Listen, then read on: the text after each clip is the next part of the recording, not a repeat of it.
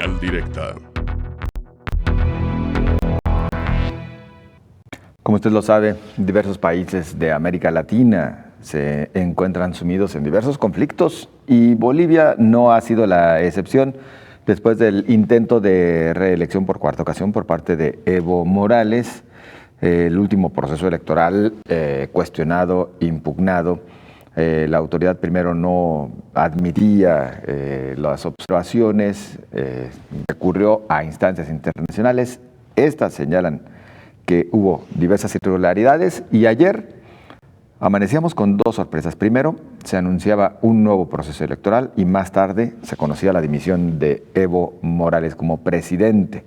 Agradecemos el que nos tome la llamada el doctor José Antonio Villarreal Velázquez, investigador del Centro de Estudios Avanzados de América Latina del Centro Universitario de Ciencias Sociales y Humanidades de la UTG. ¿Cómo está? Buenas tardes. Hola, buenas tardes, José Ángel. Muchas gracias por la voluntad de la invitación.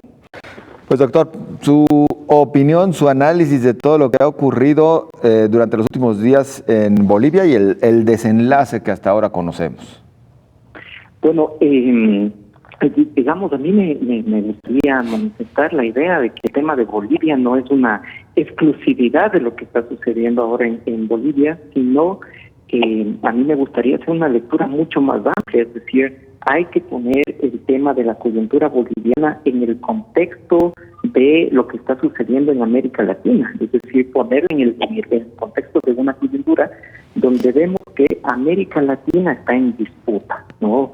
Me parece eso importante rescatar para que no se crea, como se ha tratado de posicionar en los últimos días, que lo que está sucediendo en Bolivia es una cosa muy particular del país.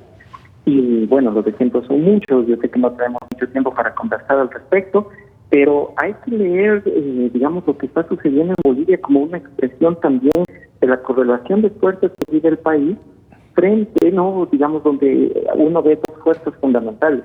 Una, la que está protagonizada por el presidente electo, Evo Morales, y el proyecto de transformación de la sociedad boliviana, y la otra, todo este conjunto de actores que ahora han emergido como una respuesta reaccionaria frente a los resultados de unas elecciones y frente a un proyecto político que ha venido ya por más de una década institucionalizándose en el contexto boliviano, ¿no? Entonces, digamos, hay que tener esta lectura porque al final del día es lo que pasa en otras localizaciones en Ecuador, unos días atrás, donde las fuerzas sociales y populares se levantaron frente a un posible retorno del neoliberalismo, lo que pasa en Chile, lo que pasa en Argentina en un marco electoral, pero en Bolivia con una particularidad, y eso me parece que nos ayuda a llegar al tema específico de Bolivia, que en el tema de Bolivia ahora no tenemos en las calles actores republicanos, democráticos, que están exigiendo derechos, que están, haciendo reclamos frente a políticas que causan inequidad social, sino que en Bolivia tenemos unos actores políticos que tienen una agenda predeterminada y que fundamentalmente están llevando un proyecto conservador, violento y generador de caos a las calles, que bajo el reclamo y bajo la sospecha de que ha existido una fraude electoral, aprovechan el momento político-social para posicionar una agenda en contra de las políticas de equidad social, contra el pluralismo que había sido uno de los baluartes del gobierno de Evo Morales, ¿no?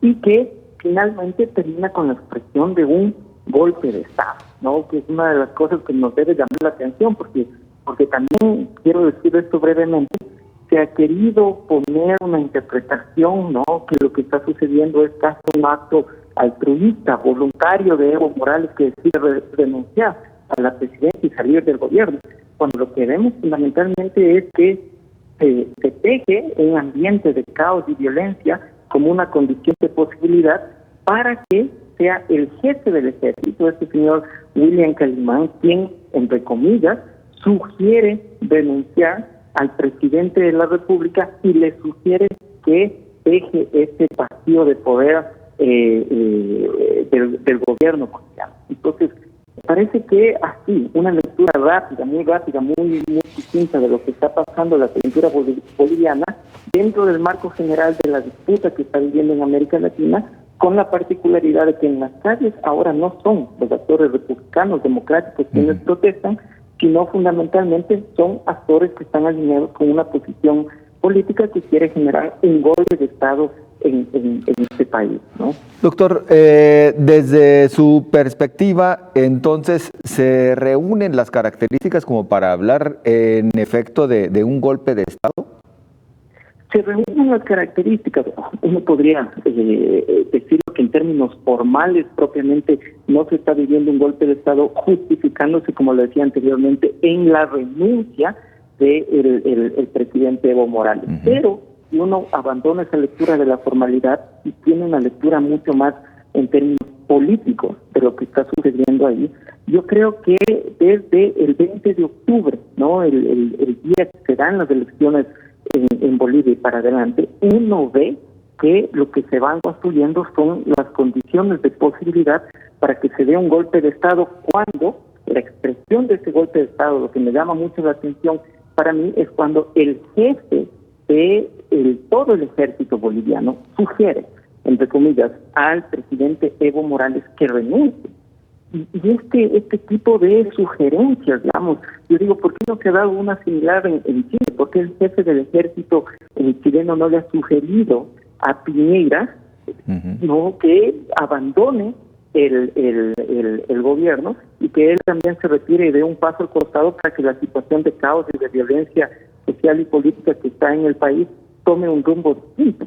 Entonces, estos son elementos, ¿no?, que nos hace sospechar que se está fraguando un golpe de Estado al estilo moderno, no al igual de los 70, donde asumía la dictadura ni nada por el estilo, pero en términos generales eso está ahí.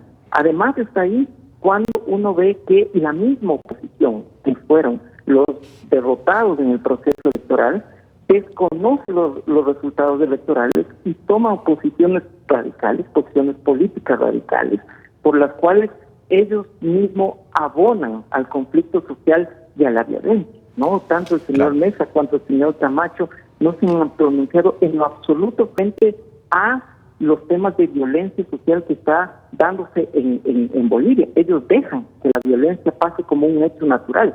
No hacen ninguna observación sobre los temas de saqueos, sobre los saqueos a la misma casa del presidente Morales, a la casa de otros ministros, frente a las amenazas.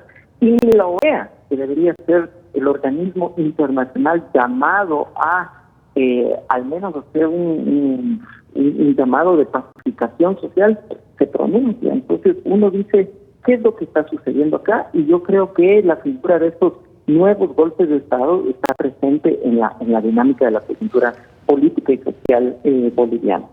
Con un Evo Morales que cuando obtuvo el triunfo en la primera ocasión llegó con altos niveles de aceptación y de popularidad, y que inclusive, logró esto, el alcanzar inclusive la reelección, conservando en principio esta alta popularidad. ¿Dónde se encuentra el punto de quiebre? ¿Dónde la debacle? Digamos, eso deberíamos pensarlo en términos más históricos, ¿no? Si uno quiere decir, porque evidentemente el tema del conflicto político no se origina el 20 de octubre, hay elementos que están mucho más atrás, hay elementos que ya muchos podrían decir que se presentaron en el referéndum aprobatorio para cambiar las leyes y la posibilidad de la reelección indefinida de Evo Morales. Pero, digamos, más allá de esto, ¿no? Más allá de estos elementos y de las propias fragmentaciones y disputas que ya venían acelerándose en el MAS, que es el movimiento hacia el socialismo, el movimiento político de Evo Morales, y además frente a las fragmentaciones o a los distanciamientos que ha habido en el ejercicio de gobierno entre el Estado y la sociedad, llamémoslo así.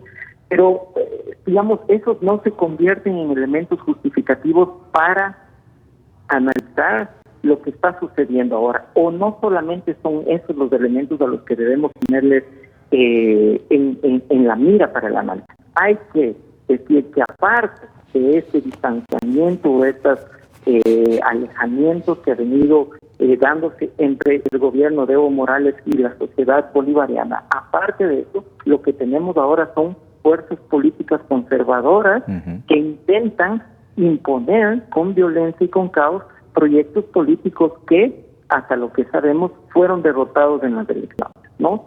Y fíjense una particularidad más, que eso yo sí quisiera compartir un poco con ustedes, es decir, los elementos políticos que se posicionan por los opositores, tanto por Mesa, pero sobre todo por este señor Luis Fernando Camacho, que puede ser el próximo candidato presidencial de Bolivia, son elementos que no están dentro de los márgenes institucionales democráticos republicanos. Mírense, las declaraciones de este señor Fernando Camacho tienen que ver con llevar a Dios al palacio quemado, con una Biblia y con la bandera boliviana. Entonces, yo me pregunto, y esta es una pregunta que deberían hacerse todos los contertulios que tenemos en este momento, es decir, ¿eso representan los cánones democráticos, liberales, institucionalizados? ¿Es una sociedad democrática la que están planteando las fuerzas opositoras? Si usted me pregunta a mí, desde mi perspectiva, no lo es. Se ve claramente que son proyectos antidemocráticos y ultra conservadores que quieren imponerse como una política de Estado en el momento actual. Y esto es muy peligroso para Bolivia y para la región en su conjunto. ¿Qué tipo de proyectos políticos estamos legitimando? Doctor, el tiempo se nos ha terminado. Le preguntaría y esperaría una respuesta, aunque breve, sé que interesante. La postura que México ha asumido con respecto al caso Bolivia, inclusive ofreciendo el asilo político tanto para Evo Morales como para miembros de su gabinete, este asilo obviamente en la embajada mexicana allá en Bolivia. ¿Qué opina al respecto? Bueno, digamos, yo creo que la reacción de Evo Morales y de parte del gabinete al haber solicitado asilo político es una reacción porque no les queda más. Saben que sus derechos están absolutamente vulnerados en un contexto en el cual el marco institucional liberal que estaría llamado a protegerles no funciona. Y eso en términos jurídicos, pero en términos políticos, uno debería leer que la salida de ellos hace parte de la estrategia política de los opositores, en donde lo que se pretende es invalidar sus candidaturas para las próximas elecciones, pero no solamente de los altos dirigentes del MAS, como el actual presidente y vicepresidente, pero también de los cuadros medios, porque al invalidarlos, al perseguirlos y al tenerlos encerrados en una embajada, uno se pregunta quién va a afrontar las próximas elecciones. Claro. Y es claro que será muy difícil para el MAS y para sus altos dirigentes entrar en una competición política electoral cuando son perseguidos y cuando sus derechos están prácticamente anulados. Doctor José Antonio Villarreal, muchísimas gracias. José Ángel, muchas gracias por la invitación. Un abrazo, un saludo. Abrazo de regreso, por supuesto, es el doctor José Antonio Villarreal Velázquez, investigador del Centro de Estudios Avanzados de América Latina del CUCS.